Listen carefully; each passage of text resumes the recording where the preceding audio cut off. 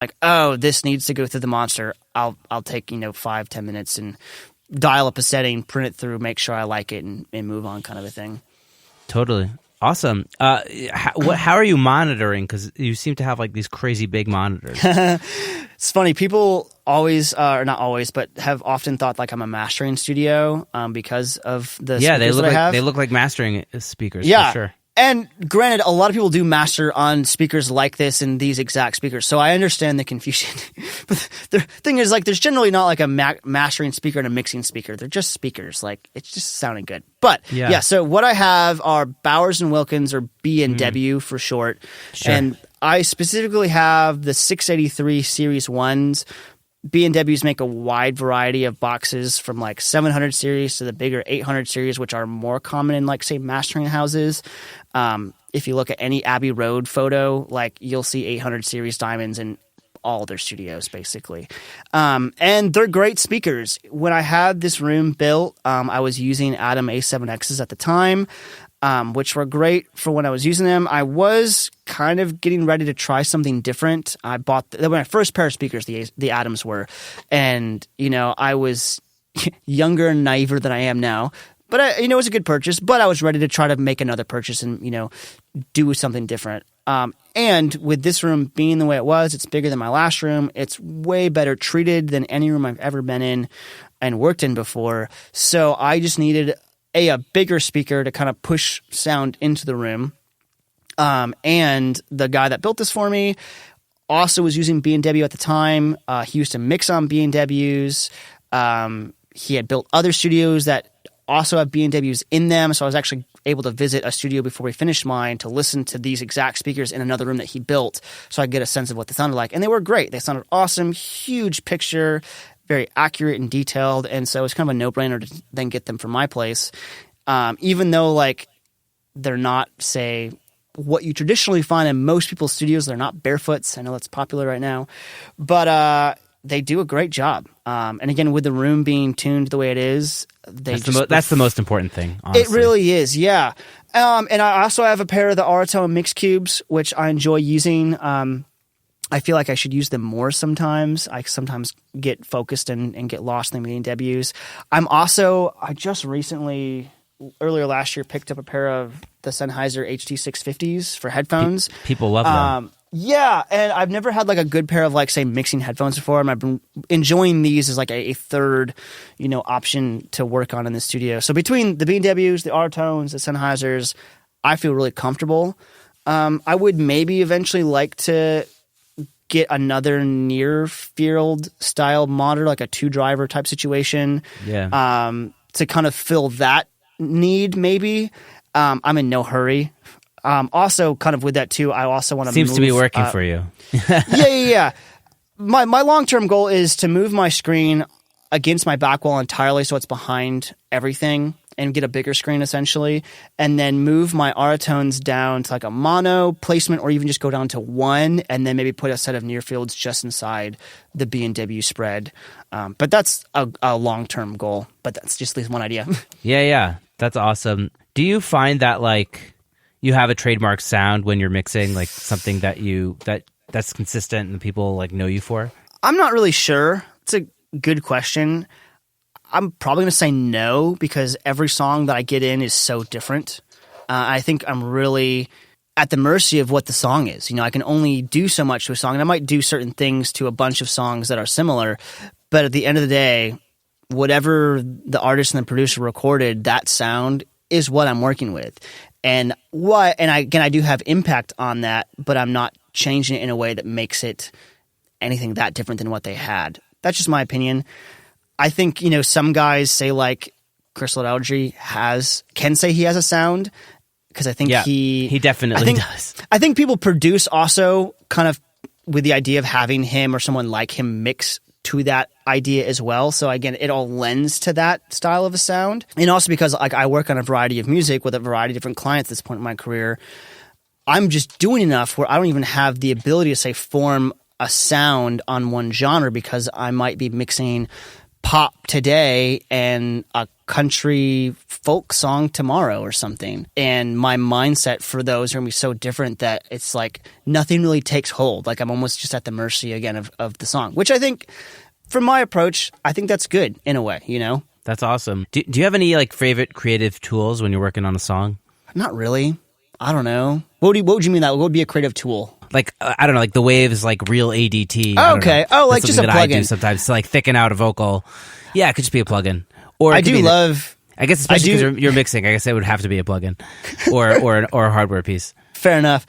I do love Waves ADT. I recently picked it up. I guess it's not recently anymore, but several months ago.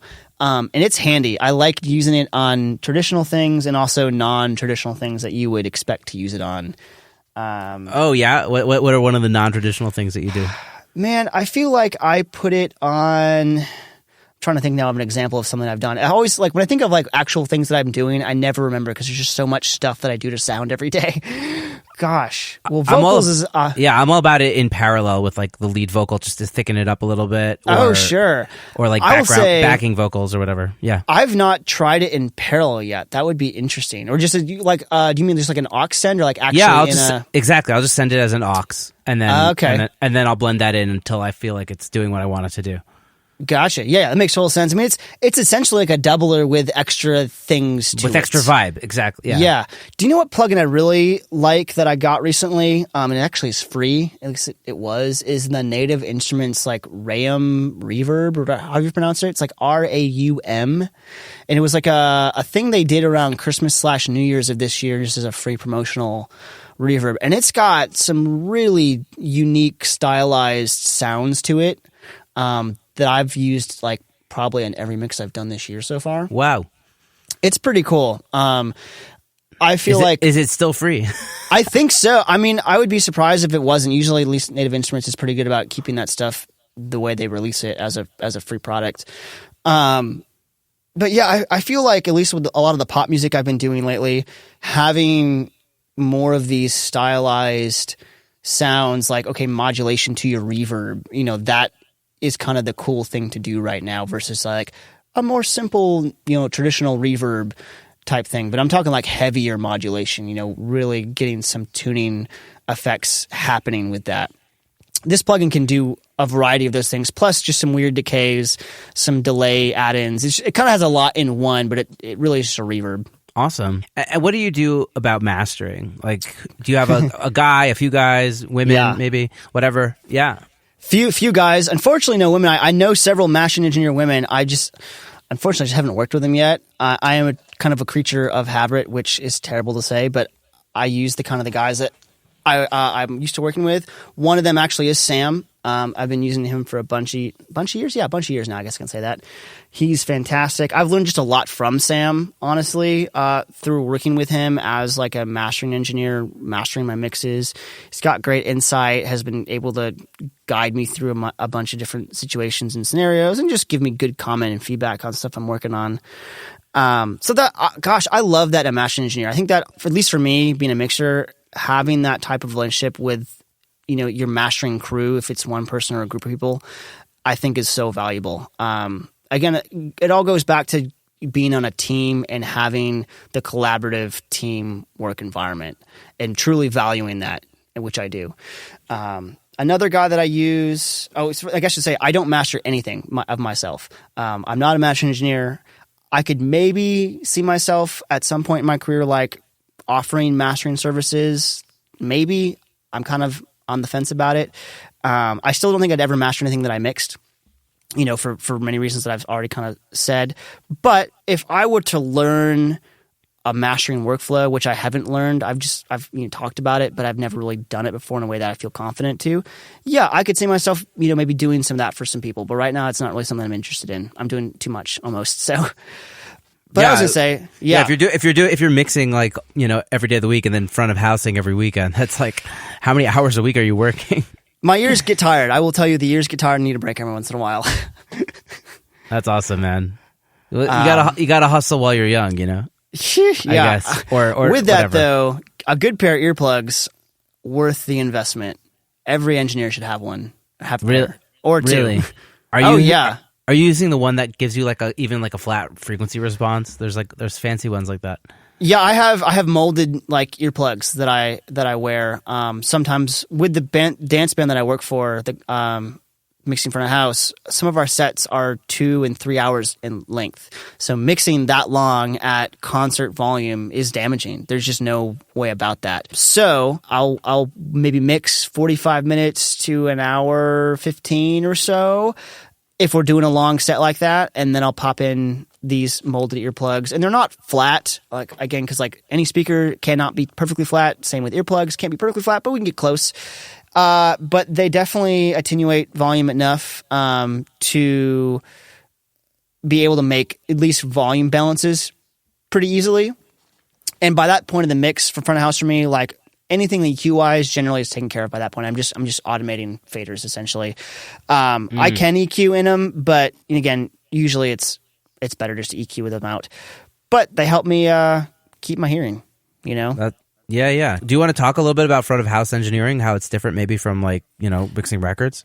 Yeah, man, it's different in the sense that, in studios, or at least the ideal mixing environment when you're in the studio is a well-controlled room that's been constructed from the ground up to be as balanced as possible and almost as sterile as possible in certain senses of the word. And then when you get to like mixing concerts, you could be anywhere. You might get lucky and be in a really good room that night and, relatively speaking, and things are happy all around. But there's a lot with mixing front of house that comes down to just getting your room tuned and your PA tuned the best of your ability to then do a sound check and then make mix decisions and stuff. And I think that was like the biggest thing that I had to learn when I was starting to do more front of house work. Because there's a bit of an art form to it, and music is just going to sound different coming through PA in a big room versus even in my room. Like I'll listen to my tuning songs here in the studio just to kind of reset my ear, but it's never going to sound like when I pull up, say, like Babylon Sisters on a giant, hang of PA in a 8,000 seat room or something like that. It's just different. But knowing enough of like what that song sounds like and able to make some corrective adjustments to your graphic cue on your mains, you begin to set yourself up to kind of almost mix like normal. Once that's out of the way, like I try to like just focus on making things sound good in the ways I know how with the tools I have available for me. And again, depending on the console that you have, that can vary greatly. You could have basic EQ and compression and that's it, or you could have like a waves grid and have all these other tools available to you to dial in a mix. So being flexible with the tools you have, I think is also really important, and being able to do really good work with very little, tools. And that's why it even comes down to like good sounds and having good musicians is as important as it is anywhere else in the music world, in live as it is in the studio. Like it really, you need good sounds. You can't fake it. Yeah. And I think when you like the way you kind of like said it also, like maybe not explicitly, but like when you know what the sound is that you're going for, it's easy to use any tool to kind of just get there. Whereas like if you're just like leaning too hard on gear or like a specific, EQ or whatever, then it's just a different way of thinking. You know what I mean? You're not thinking, you're just kind of using the gear.